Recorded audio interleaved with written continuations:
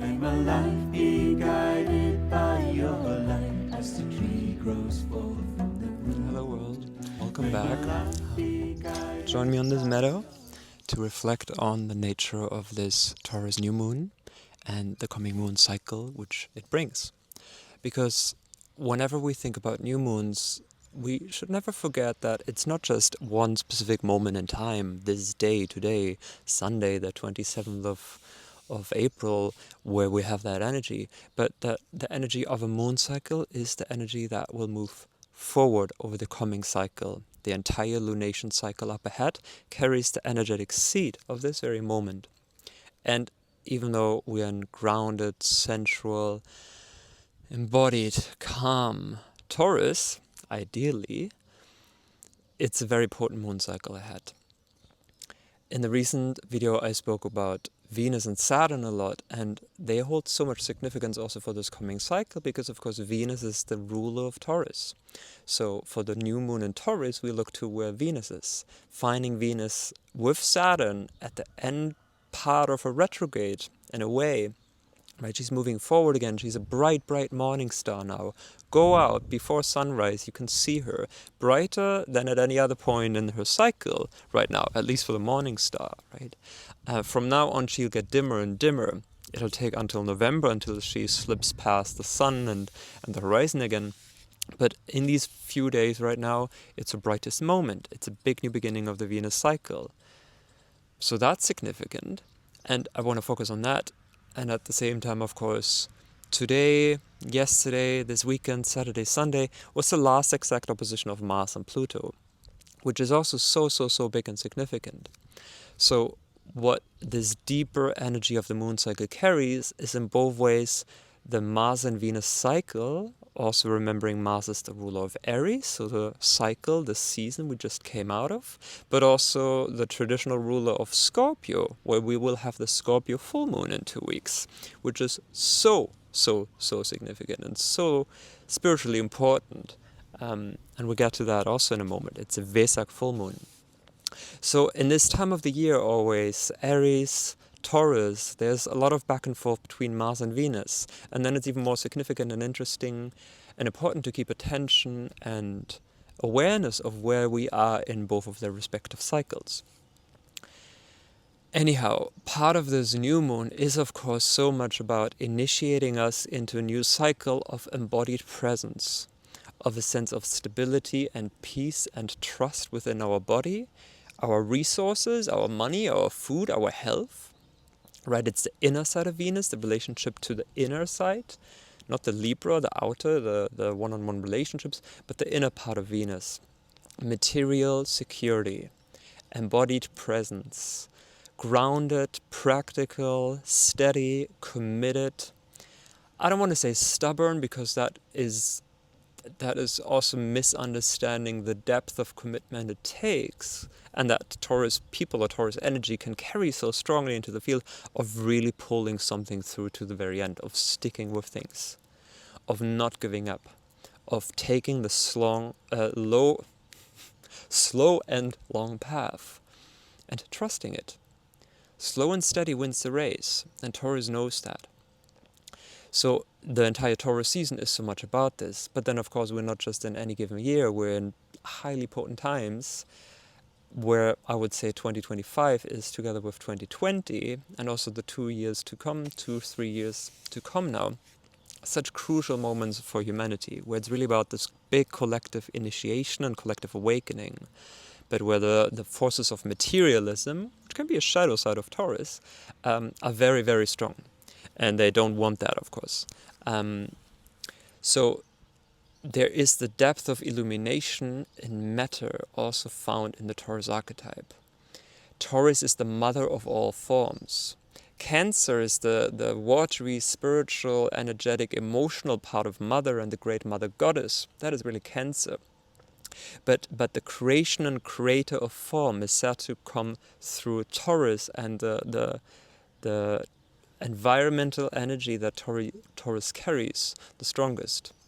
The plant kingdom, the plant spirits, the devas, they are the ones that help us build form. They build forms in nature all around us all the time. Why it's also so incredibly important and healing for us to tune into the natural patterns of nature, because they help us to come back to the present moment and to our own animal body, instead of getting lost in the anxieties of the mind. So with Taurus, we can also learn to find that commitment to really build things that we want to find a center or still or stable base in and through. Not just in the concrete, practical, tangible ways of physical reality, but also psychologically within ourselves. So the inner side of Venus also talks about self-worth, right? The values that we follow and how they dictate how we feel about our own inner self-worth, which we can't get always fixed from the outside. Always another partner, always another friend, or somebody who gives us the compliment or the whatever, that outer sense of security with which we can get lost in with Libra. The outer relationship side. Venus brings us back home to the inner stability within. So all good, all beautiful. This is what Taurus is about. But then let's get deeper. The Taurus full moon is happening on 7 degrees of Taurus. So you've got any degrees on 7 degrees, 5 to 8, 9 degrees of Taurus or the other fixed signs, Scorpio opposite or Leo Aquarius to the squares. This moon will hit much more for you. Especially so because, of course, on the 3-degree axis of Leo and Aquarius is where that last opposition of Mars and Pluto just occurred. It's very, very powerful pulse of energy that wants to help us break free from the conditionings of outer society and where and how we are afraid to fit in or afraid to not fit in, the judgment or the exclusion of the collective or the group. And that's the Aquarius side, and Pluto can bring up a lot of fear there. Right? But then remembering, of course, that both Aquarius and Leo are the two sister signs that deal the most with the personal human individuation. How we come to be our true, authentic selves. And there's new moon on Taurus, it's on 7 degrees, and Mars Pluto on 3 degrees. So it's a square between both of them.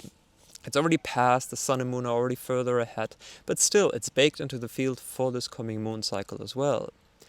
Showing that the lessons that this true end of the Mars retrograde, which will happen within the next week, is so much pushing us further along now into really finding that Leo courage, that Leo fire, that Leo joy, that Leo creativity, to trust ourselves, to go for it, to find that, yeah, there is a square, there's tension between Leo, I want to be individual and show myself, but oh my God, Taurus, I want to feel steady and safe and secure.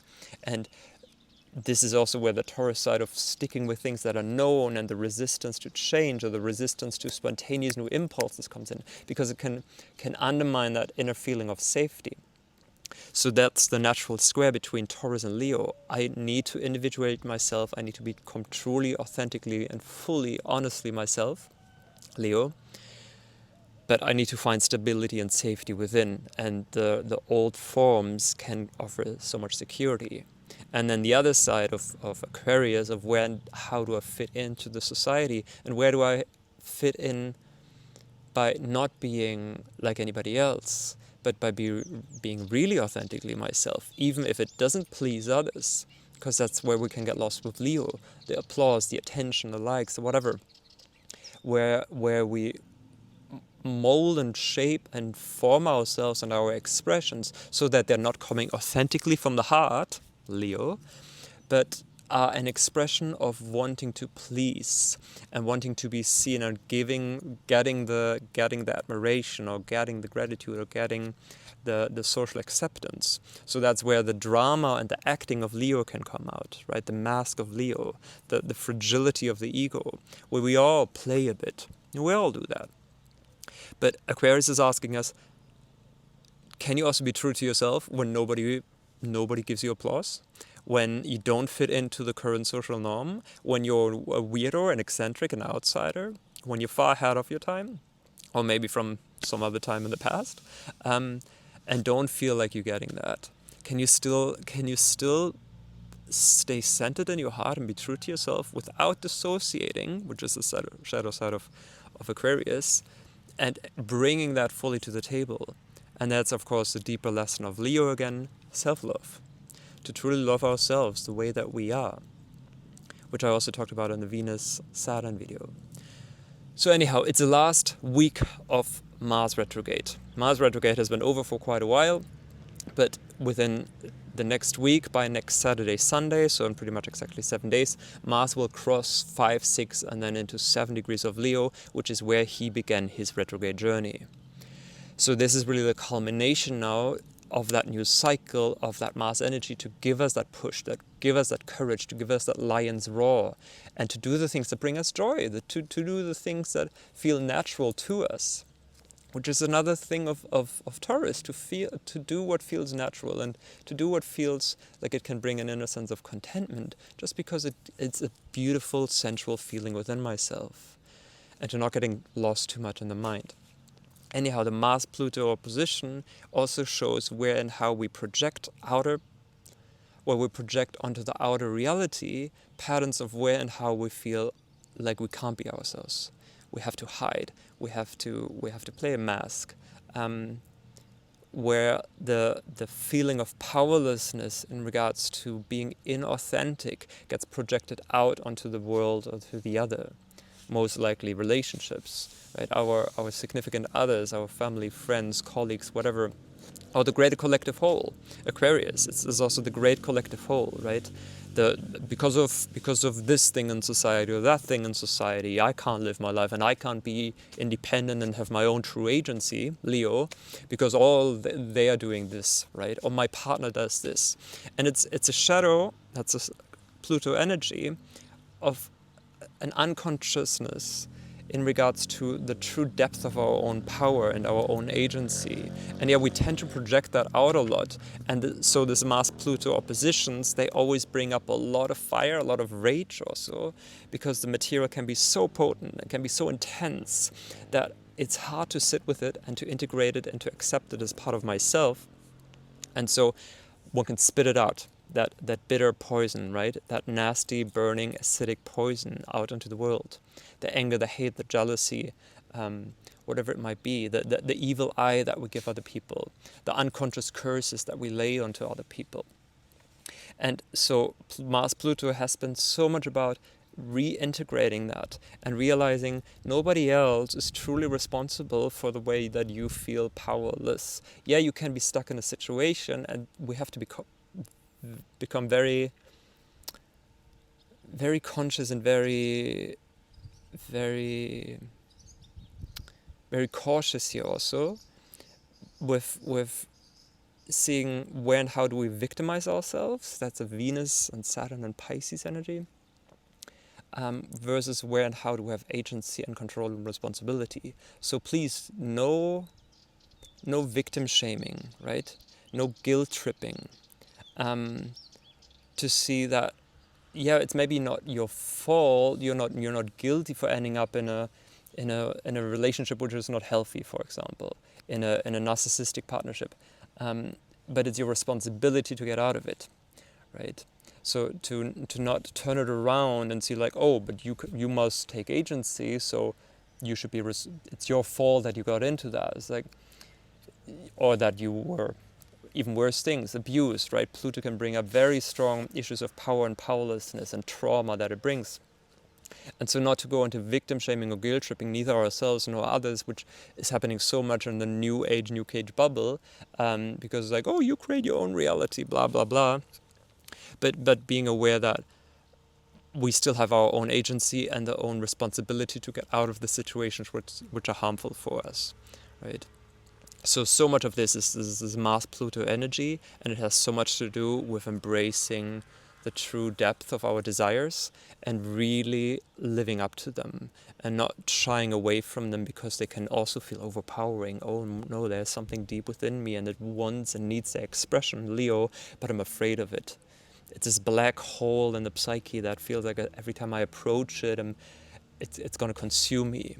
But the true growth, the true evolution of Pluto is being shown once we step through the event horizon, to stay with the black hole analogy, and enter that black hole and see that whenever we make that step, whenever we act courageously in the face of fear, in the face of what makes us afraid, that's when the true growth happens. Even when the Taurus side of us is maybe liking things just the way they are and don't want to stir the pot. But yeah, this is not the Taurus moon cycle ahead, where that is so much part of the energy. And then lastly, Venus and Saturn. Like I said, Venus is beginning her new cycle. She's a morning star. She's super bright as a morning star. Mars is beginning his new cycle. They're both coming out of their retrogrades. Venus will pass 10 degrees of Aries, where she began her retrograde, 2-3 days after the coming full moon in 2 weeks. So within the next week, Mars is leaving his retrograde zone, his shadow zone, and within the next 2.5 weeks, Venus is doing so as well. And at the same time, of course, Mars will be the ruler of the upcoming Scorpio Full Moon, and Venus is the ruler of this current Taurus New Moon. So since both of them are ending their retrograde cycles, this talks about such huge new beginnings, which are of course mirrored even more so by Neptune's ingress into Aries for the first time, and that by the end of May, Saturn will also move into Aries for the first time. They'll both go back late in the year, but then back into Pisces, but then they will ingress for final time into Aries, and that talks so much about these huge new beginnings, which are also part of this Taurus new moon.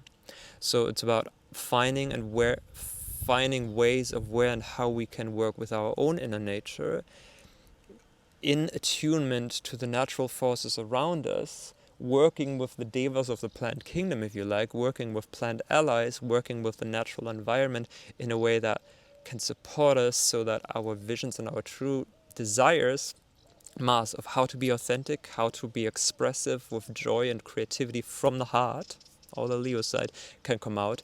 And where Venus, Saturn and Pisces, the true depth of our yearning and our ideals for relationships can become grounded, Saturn, in a practical, honest, real, clear way, and not delusional, not infantile illusions of ideal relationships, but in the true depth of what is actually happening in our lives in the very moment, leading us to this very, very, very potent moon cycle in Taurus. And the thing I want to close here with is the upcoming full moon, because the full moon in Scorpio is said to be the Wesak full moon, one of the biggest festivals in the Buddhist belief, Buddhist culture, and the full moon in which is said that Siddhartha Gautama, who became the Buddha, was born, reached his enlightenment, and also passed out of his body, left the incarnation. And this by and of itself is a beautiful thing and reminds us again of that deeper, more esoteric hidden side of Taurus as the illumination of form. Taurus is form of matter itself. It's fixed earth. It's a material world. But that there is the true deep light, the motherly light of divine love pouring through this form perpetually, endlessly.